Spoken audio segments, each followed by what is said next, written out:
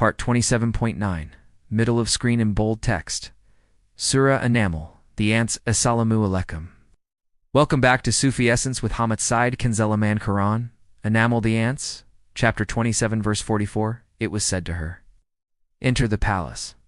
So when she saw it, she thought it was a deep lake, and she uncovered her shins. He said, "Indeed, it is a palace paved with glass." She said, "My Allah, indeed, I have wronged my own soul, and I submit with Solomon to Allah, the Lord of all the worlds." The spiritual trajectory of the Queen of Sheba reaches its inevitable and magnificent destination in this single verse, which encapsulates the final victory of Tawheed over material illusion. Having passed the previous test of recognizing the essence of her altered throne, verse 42, the Queen is now guided to the final, necessary hurdle designed by Solomon, peace be upon him, to completely purify her kalb from the last vestiges of worldly deception. The command is clear. It was said to her, "Enter the palace." This palace is not a mere dwelling. It is a spiritual testing ground, crafted to challenge her perception and dismantle her reliance on the external physical world. So when she saw it, she thought it was a deep lake. She uncovered her shins. The ingenious design of the palace floor smooth. Clear glass seamlessly laid over flowing water created a stunning visual deception. The Queen's immediate, instinctive reaction, to lift her garments and uncover her shins, to wade through what she perceived as a deep lake, is the final, symbolic exposure of her human vulnerability and her reliance on faulty material vision. In this moment of confusion, her perception, which had been conditioned by the external forms of sun worship and the attractiveness of worldly deeds, verse 43, is momentarily defeated by a masterful illusion of the king's power. Solomon, peace be upon him, the prophet guided by superior ilm, delivers the final, decisive piece of knowledge to shatter the illusion. He said, "Indeed, it is a palace paved with glass." The realization that the king's power extends even to manufacturing a perfect illusion, construction that defies normal expectations and plays tricks on the eye, serves as the ultimate proof that the power backing Solomon, peace be upon him, is of a supernatural divine order. Her senses, which once validated her false religion, have failed her, forcing her to look beyond the surface of creation to the ultimate creator. This realization triggers the culminating moment of spiritual clarity, resulting in her immediate, eloquent, and unreserved confession of faith. Her words are a testament to the power of truth. She said, "My Allah, indeed, I have wronged my own soul, and I submit with Solomon to Allah, the Lord of all the worlds." My Allah, indeed, I have wronged my own soul. Palamtu nafska. This is the essential act of sincere repentance. She does not blame her people or fate. She takes full responsibility for the spiritual injustice she committed against her own nafs by worshipping the created sun instead of the Creator. This admission of personal fault is the necessary precondition for submission, and I submit with Solomon to Allah, the Lord of all the worlds. This is the declaration of Islam too. The state of complete submission that defines Islam. She aligns her will with Solomon, recognizing his prophetic authority, and directs her worship to Allah, the Lord of all the worlds, Rab al-Glamdin, acknowledging his absolute universal sovereignty. This is the complete triumph of Tawheed, demonstrating that the entire campaign, from the ant's tiny warning to the magnificent illusion, was a divinely orchestrated act of grace to bring a powerful soul to salvation. Her submission confirms that the spiritual power of Allah, the Ar-Rahman and Ar-Rahim, is what truly rules the magnificent throne. Kanzelaman, Quran, An-Naml, the ants, chapter 27, verse 45. And indeed, we sent to Thamūd, their brother Glee, saying, "Worship Allah." But suddenly they became two groups, disputing among themselves.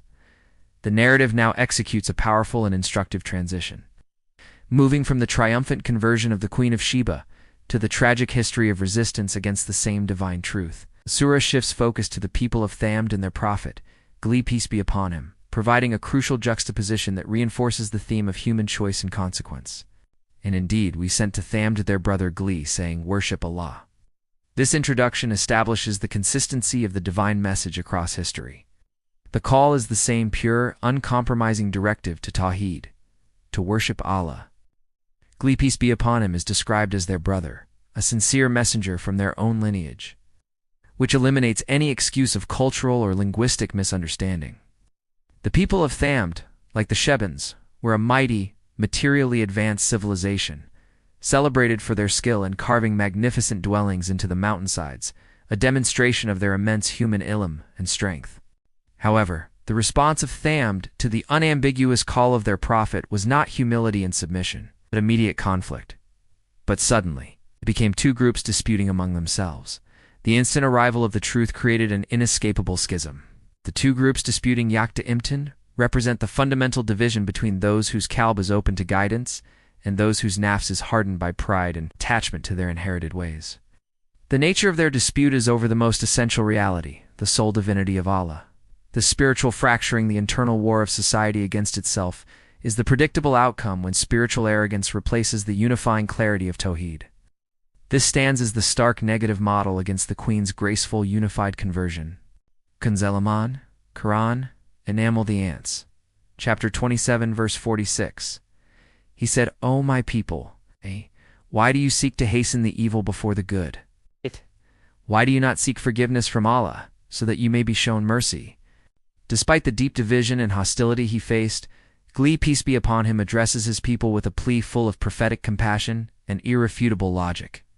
Attempting to appeal to their reason one last time, he said, O my people, why do you seek to hasten the evil before the good?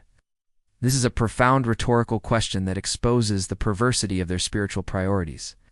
The evil is the divine punishment and destruction that Glee, peace be upon him, warned them about if they continued in their disbelief, while the good al-Hasana is the immense reward, spiritual peace, and worldly prosperity that accompanies submission to Allah. By mocking the Prophet and demanding the immediate sign of the threatened calamity, they demonstrated a spiritual sickness, a willful prioritization of self-destruction over salvation. Their prideful nafs desired the proof of punishment more than the promise of reward. Glee, peace be upon him, then offers them the path to safety, which is universally available and simple. Why do you not seek forgiveness from Allah, so that you may be shown mercy? The call to seek forgiveness is the most gentle and direct means of achieving mercy. It is an invitation to use their free will not for destruction but for repentance, redirecting the rebellious kalb toward Allah the All-Forbearing. This plea emphasizes the theme of divine patience. The delay in punishment is not weakness, but a final, gracious opportunity for the people of Thamūd to avoid the ultimate disgrace of worldly and spiritual annihilation. Their refusal of this gentle offer, rooted in their insistence on hastening destruction, seals their fate and serves as a powerful universal lesson on the unforgiving nature of arrogant denial. Quran, An-Naml, the Ants, chapter 27, verse 47. They said, We augur ill of you and those with you, he said. Your evil augury is with Allah, but you are a people who are being tested. The response of the defiant faction of Thamūd to Glee's, peace be upon him, compassionate plea is one of complete spiritual denial and intellectual evasion. They refuse to acknowledge any fault in themselves. Instead, they project the cause of their misfortune onto the Prophet. They said, We augur ill of you and those with you. This belief in evil augury reflects a reliance on superstition and a fundamental failure to grasp the concept of personal accountability. They believed that the Prophet's presence and that of his followers brought bad luck and misfortune upon their society. This externalization of blame is a classic defense mechanism of the arrogant nafs, unwilling to accept that their true misfortune stems from their own disbelief and moral choices. Glee, peace be upon him, confronts their superstition with a definitive theological truth that is the essence of Tawheed. He said, Your evil augury is with Allah. This means that the ultimate source of both good and misfortune, the cause and consequence of their sufferings entirely, in the hands of Allah's perfect justice. The Prophet is merely a messenger, not the cause of their ill fate.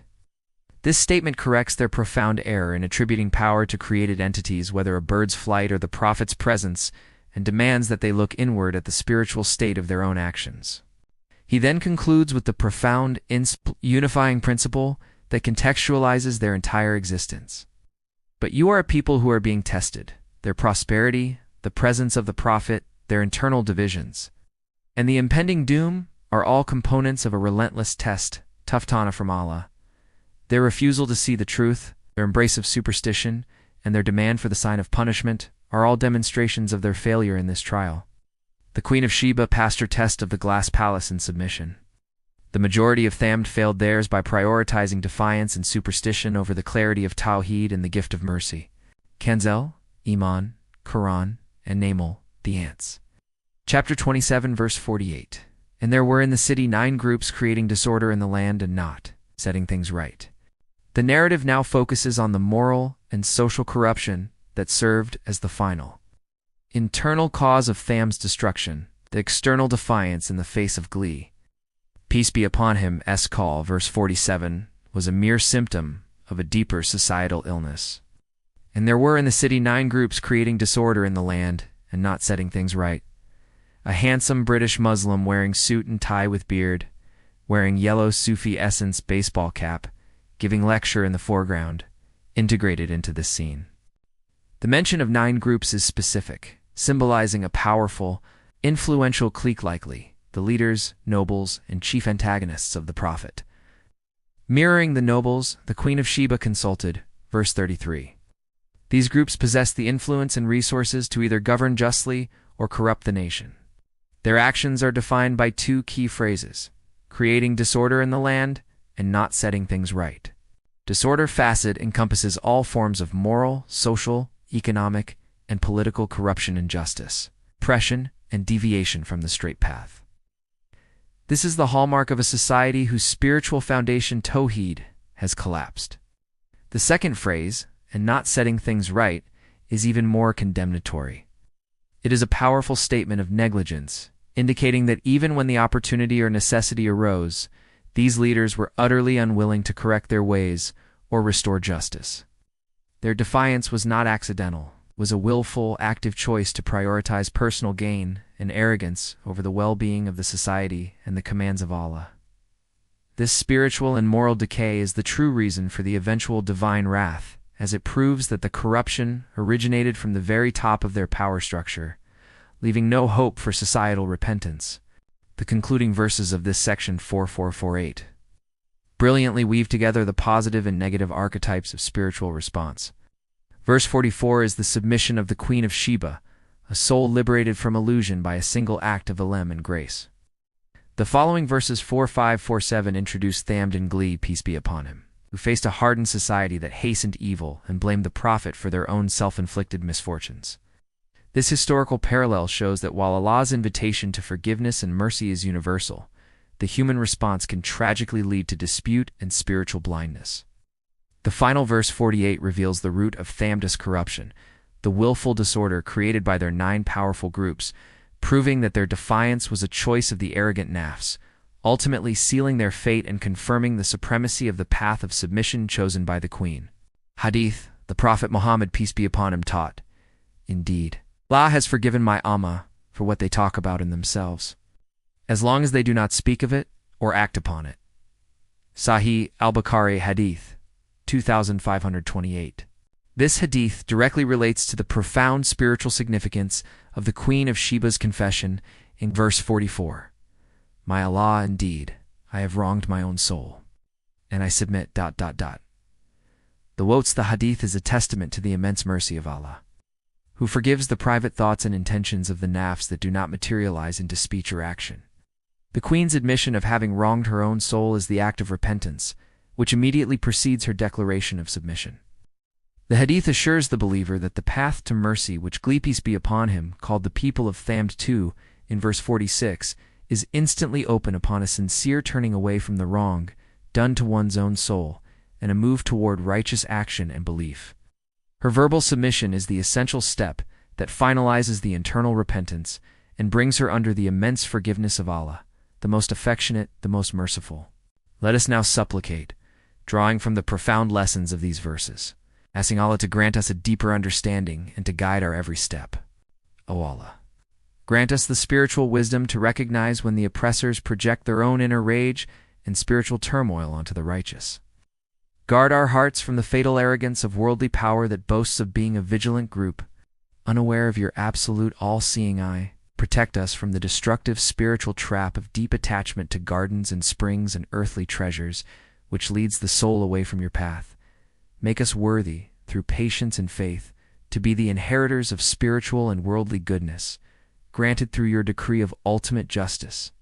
Grant us the grace to stand firm when the forces of denial pursue us, knowing that our ultimate security rests in your divine command.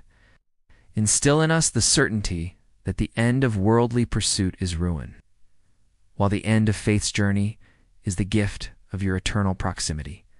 Sustain us with your boundless provision and save us from the pride that forfeits the akira for fleeting worldly gain. We ask for this spiritual clarity and victory through your magnificent names, Ar-Rahman and Ar-Rahim. May Allah illuminate your heart and mind with the light of this divine El. May He make your channel a beacon of guidance for all who seek spiritual clarity and truth. May your efforts be a source of immense reward, and may you be granted the highest stations of paradise. May the peace and blessings of Allah always be upon you and your loved ones. May He grant you unwavering steadfastness on the path of truth. And may your work be a testament to His magnificent names, Ar-Rahman and Ar-Rahim. Amen.